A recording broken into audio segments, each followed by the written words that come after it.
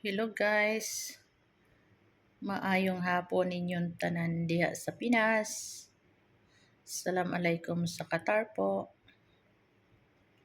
Ito yung ginawa ko ngayon. Guys, tamar cake. Tamar cake.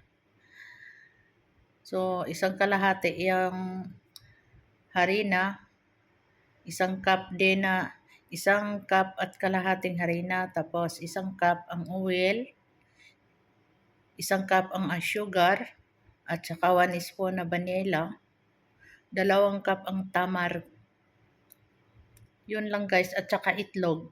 Isang kutsara din ang